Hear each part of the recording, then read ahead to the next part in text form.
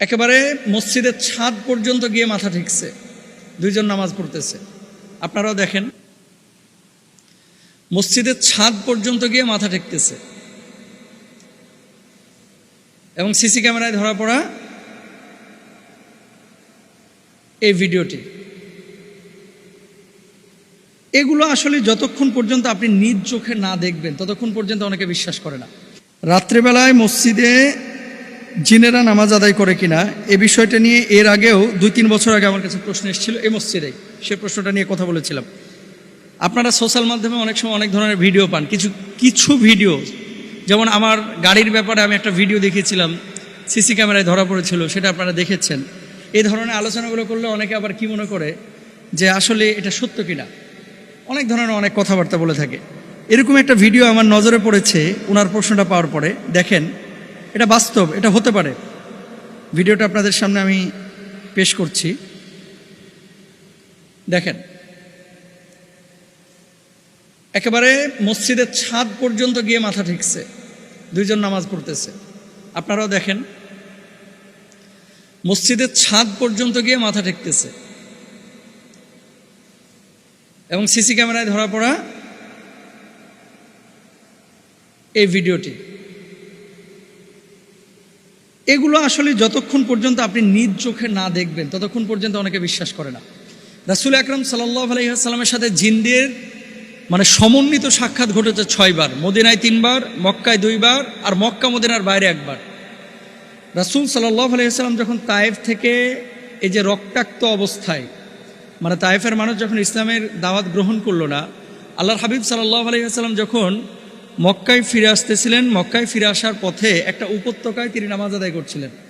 তো সেখানে কোরআনুল কারীম আল্লাহ রসুল যখন সশব্দে তেলাওয়াত করছিলেন, ঠিক সেই মুহূর্তে 70 থেকে 80, 80 থেকে 90, কেউ কেউ বলছেন 70 জন, কেউ বলছেন 80 জন, কেউ বলছেন 90 জন, এই 90 জন জিনের একটা টিম আল্লাহ রসুল সাল্লাল্লাহু আলাইহি ওয়াসাল্লামের এই কোরআন তেলাওয়াত শুনেছিল এবং দ্বীনের দাওয়াত নিয়ে তারা ইসলাম কবুল করেছিল। আব্দুল্লাহ ইবনে আব্বাস রাদিয়াল্লাহু তাআলা আনহু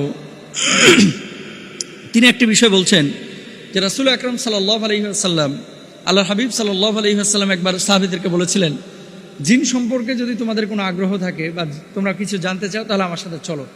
তো আল্লাহ রাসূল তখন সেখানে গিয়েছিলেন। তো নবীজি সাল্লাল্লাহু আলাইহি ওয়াসাল্লাম জিনদের সাথে সাক্ষাৎ করেছিলেন, সুদীর্ঘ হাদিসের মধ্যে এটা আছে।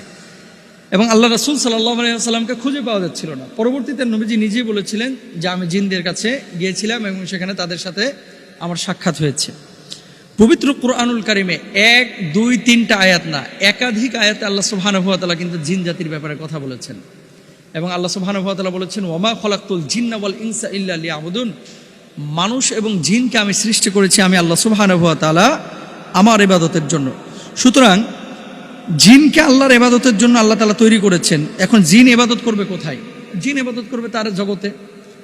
এবং জাহান্নামের মধ্যে মানুষ এবং জিন দিয়ে আল্লাহ সুবহানাহু ওয়া তাআলা জাহান্নামের যে উপাদান বানাবেন, মানুষ এবং জিনকে যে জাহান্নামের মধ্যে পুরাবেন, এটা কিন্তু হাদিসের মধ্যে আছে, কোরআনুল কারীমের মধ্যেও আছে।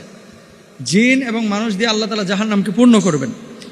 তো জিন জাতি এখন মসজিদে যদি নামাজ আদায় করতে চায় তাহলে তারা আদায় করতে পারে। কেন করতে পারে? দেখেন, জিনদের আবাস কোথায়?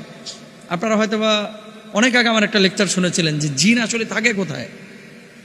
জিন যে সমস্ত জায়গা, তাদের আদর্শ জায়গা হচ্ছে ডোবা পানি, যেটা একেবারে সমুদ্রের মতো, সাগরের মতো পানি না, অথই পানি না, ধরেন 2 হাত 3 হাত এরকম আয়তনের একটা পানি, যেগুলোকে আমরা ডোবা বলে থাকি, নর্দমা বলে থাকি। এবং এর ভিতরে দেখবেন বড় বড় ঘাস থাকে, ধানের এই গাছের মতো ঘাস থাকে। তারপরে আপনার বাড়ির ছাদ, যেখানে নাপাকি বেশি থাকে সেখানে নাপাক জিনেরা থাকে।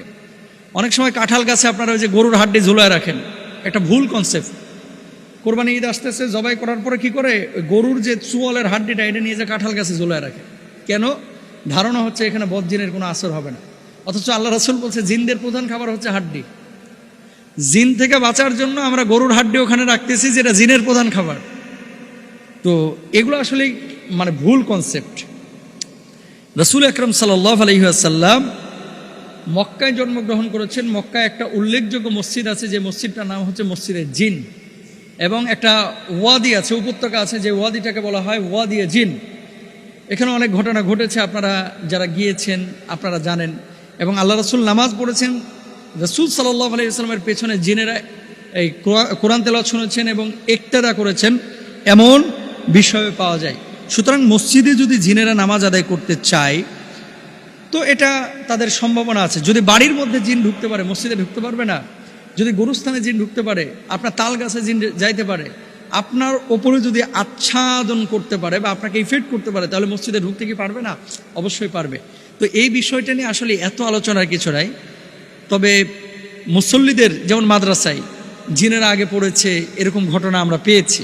এবং আপনার আশপাশেই এমন কিছু মানুষ থাকতে পারে, বাজারে ঘাটে পথে মাঠে রাত্রিবেলায়, যে আসলে মানুষের আকৃতি ধরে আছে বা বিড়ালের আকৃতিতে আছে, সাপের আকৃতিতে আছে, সে আসলে মানুষ না, আসল সাপ না, সে জিন।